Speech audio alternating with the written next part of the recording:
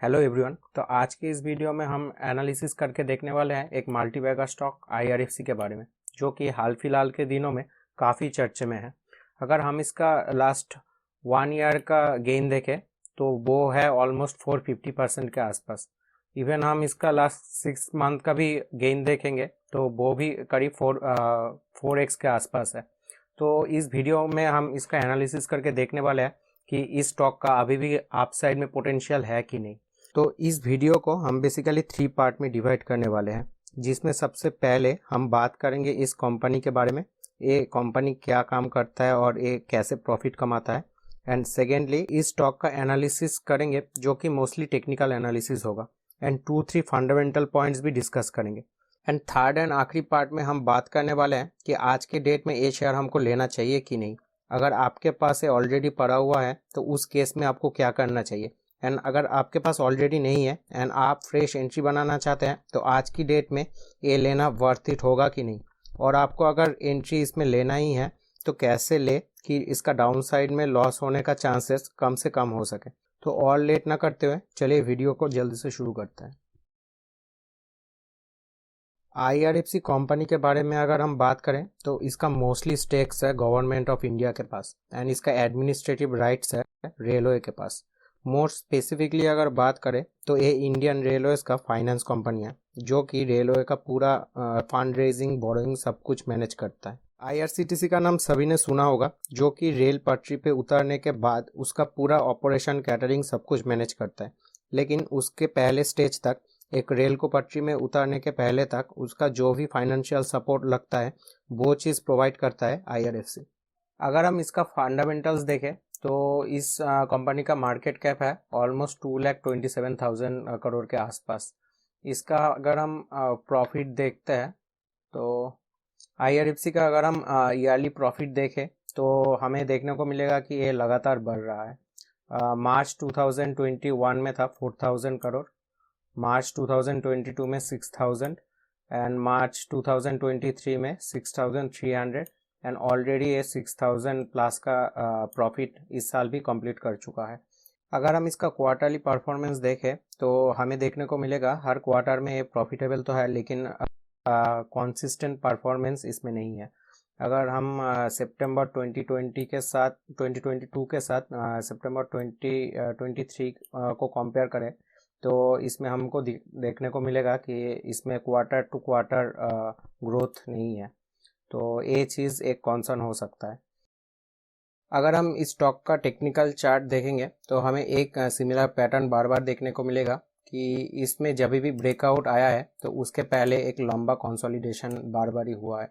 इस पोर्शन में एक लंबा कंसोलिडेशन चला, उसके पहले भी जब सबसे लंबा ब्रेकआउट देने से पहले भी ऑलमोस्ट नवंबर 2022 से लेके जुलाई 2023 तक ऑलमोस्ट 9-10 मंथ्स इसने कंसोलिडेट किया। उसके बाद जाके एक लंबा ब्रेकआउट दिया है।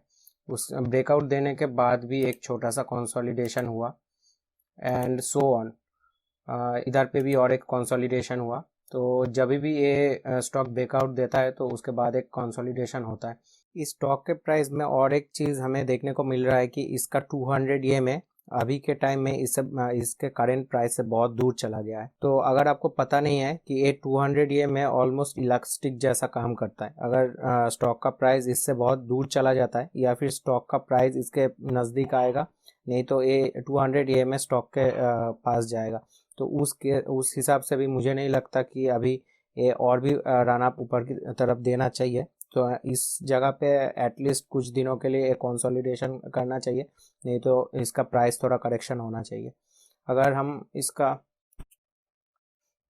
जब ब्रेकआउट दिया है तब से अगर हम देखेंगे तो ऑलमोस्ट इसका ये था 26 जुलाई, तो तब से लेकर अभी तक इसने ऑलमोस्ट 193 ऑलमोस्ट 500% का रिटर्न दे दिया है, वो भी सिर्फ और सिर्फ 6 मंथ्स के आसपास। तो ये तो बहुत ज़्यादा ही रिटर्न होता है कोई भी स्टॉक में। तो एटलीस्ट मुझे लगता है कि इसमें थोड़ा सा कंसोलिडेशन अभी के लिए होना चाहिए। और अगर हम और भी एक चीज़ देखेंगे, अगर हम इसमें इसका पी भी देखते हैं तो जून 2022 में इसका पी था 4 के आसपास।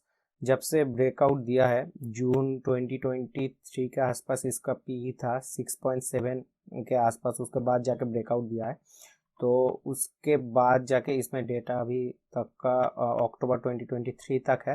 लेकिन आप अगर इसका करंट स्टॉक प्राइस देखेंगे, पी देखेंगे, तो वो अभी चल रहा है 37, मतलब जब ब्रेकआउट दिया है उससे भी करीब 5 गुना ज़्यादा हो गया है। तो उस हिसाब से भी मुझे लगता है कि अभी इसका पी थोड़ा ज़्यादा ही चल रहा है। अभी इसका इस स्टॉक का रिजल्ट मोस्ट प्रॉब्ली पिछला क्वार्टर का रिजल्ट आने वाला है फरवरी 8 के आसपास। तो उसमें क्या रिजल्ट आता है उस हिसाब से भी ये स्टॉक का पी थोड़ा सा करेक्शन होगा, लेकिन आज के डेट के हिसाब से मुझे लगता है कि ये थोड़ा सा ज़्यादा ही है।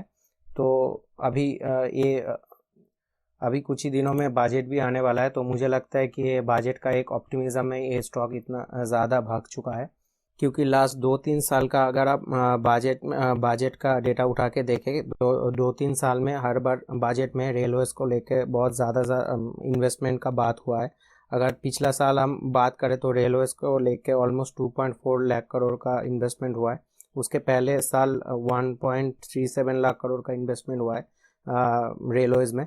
एंड इस साल ऑलमोस्ट एक्सपेक्टेड है कि 3 लाख करोड़ के आसपास इन्वेस्टमेंट होना चाहिए।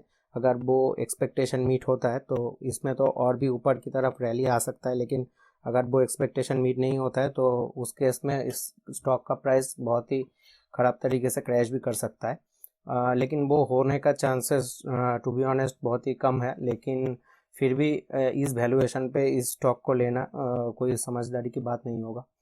तो अभी सबसे बड़ा सवाल ये आता है कि अभी आपको क्या करना चाहिए इस स्टॉक में। तो अगर आपके पास इसका प्री एग्जिस्टिंग क्वांटिटीज़ है तो एटलीस्ट आपको इस वैल्यूएशन पे पार्शियल बुकिंग तो एटलीस्ट कर ही लेना चाहिए, क्योंकि ये ऑलमोस्ट 6 मंथ में 5x हो गया, जो कि मतलब बहुत ही अच्छा रिटर्न है। तो इसको कुछ क्वांटिटीज़ को पार्शियल प्रॉफिट बुकिंग करके बाकी क्वांटिटीज़ को आप ट्रेलिंग एसएल के साथ छोड़ सकते हैं। जब तक इसका लास्ट स्विंग ब्रेक नहीं होता तब तक उसमें आप ट्रेल कर सकते हैं। और अगर आप इसमें फ्रेश पोजीशन बनाना चाहते हैं, अगर आपके पास कोई भी क्वांटिटीज़ नहीं है, तो मैं बता दूं कि वो चीज़ अभी इस वैल्यूएशन पे बहुत ही ज़्यादा रिस्की है। एंड मुझे लगता नहीं कि कोई भी इसमें फ्रेश एंटर करना चाहेगा, और पर्सनली मैं भी इसमें अभी फ्रेश एंटर नहीं करना चाहूँगा, क्योंकि इसमें अभी इधर से अगर मैं बात करूँ कि इसका 2x होने का चांसेस बहुत ही ज़्यादा कम है।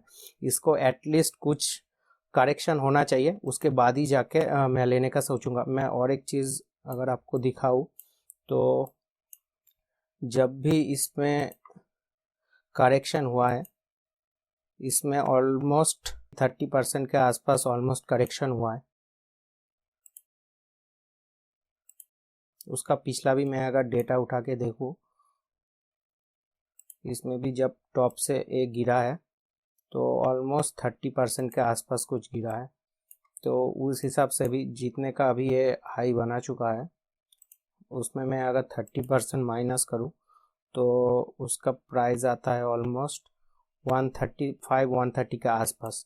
तो एटलीस्ट मैं तो 130 के पहले ऊपर के प्राइस में ये अभी के डेट में मैं लेना नहीं चाहूँगा। लेकिन अगर आपको फिर भी है कि आपको लेना ही है, तो मैं सजेस्ट करूँगा कि आप अपने अपने कैपिटल को एटलीस्ट 4 to 5 हिस्सों में डिवाइड करें। उसके बाद अगर आप जो भी जगह पे लगाना चाहते हैं तो आप एक एक पार्ट करके उसमें पैसा लगा सकते हैं। तो अगर आपने ये वीडियो को इतना दूर तक देख लिया है और ये एनालिसिस आपको अच्छा लगा है, तो इस वीडियो को लाइक करना बिल्कुल भी मत भूलें। एंड आगे भी ऐसा ही वीडियो देखने के लिए चैनल को ज़रूर से सब्सक्राइब करें। Thank you.